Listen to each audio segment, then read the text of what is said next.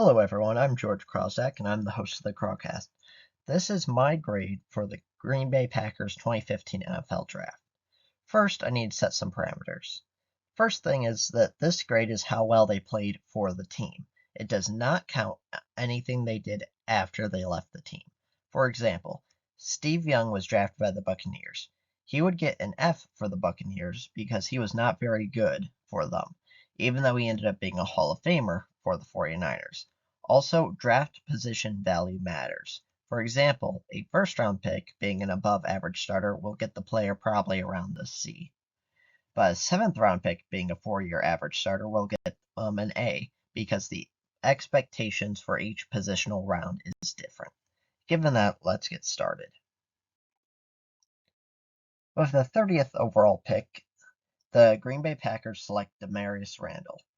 I gave this pick a C. He's had 144 tackles, 10 interceptions, and 2 touchdowns. He was a fine player for a few years. He was with the Green Bay Packers, but overall, this is not what you want with the 30th overall pick. He is just an average player. With the 62nd overall pick, the Green Bay Packers selected Quinton Rollins. I gave this pick a C-. He recorded 91 tackles, 3 interceptions, 1 sack, and 1 touchdown.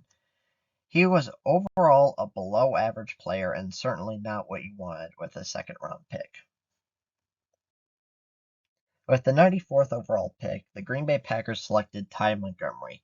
He was an okay third-round pick, so I gave him a C. He had 849 rushing yards, 7 rushing touchdowns, along with 97 receptions, 827 receiving yards, and 3 receiving touchdowns. He struggled to find a final role for him on the offense about whether he was a running back or a receiver. Also, he is most remembered for losing the Rams game in his final game for the Packers because him fumbling on a kick return led them to trading him. Overall, he was a decent third-round pick. With the 129th overall pick, the Green Bay Packers selected Jake Ryan. I gave him a C. He had 213 tackles, 1 sack, 1 forced fumble, and 1 fumble recovery. He was a decent low-level starter and high-level backup for the Green Bay Packers. This was a decent pick for the Green Bay Packers. With the 147th pick, the Green Bay Packers selected Brett Hundley. I gave him a D. He looked great in preseason and was supposed to steady the ship just in case Aaron Rodgers went down. Well, he did not do that. He had a couple of decent games, but overall he played horrible when Aaron Rodgers got injured and he had to start. He had a 59% completion percentage, 1,853 yards, 9 touchdowns, and 13 interceptions. He certainly was not the correct pick for the Green Bay Packers. With the 206th overall pick, the Green Bay Packers selected Aaron Ripkowski. I gave him a C. He had 163 rushing yards, 2 rushing touchdowns, 17 receptions, 103 receiving yards, and 1 receiving touchdown. He was a decent fullback, and a lot of people in Green Bay really liked him. He certainly was a fan favorite. But he was just an average player at a dying position, and that is why he got a C, because he did not do a lot for the Green Bay Packers. With the 210th overall pick, the Green Bay Packers selected Christian Ringo. I gave him a D.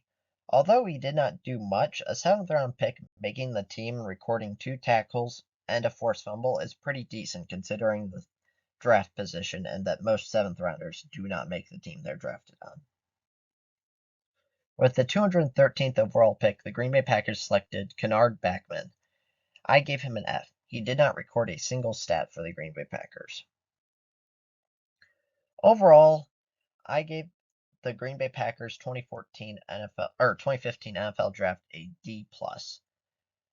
This draft had a few low-end starters, but no superstars or key players. Most of these guys would be considered busts given their draft position. There was no Pro Bowls or All-Pros. If you like this video, make sure to hit the subscribe button, and I'll see you on the next one.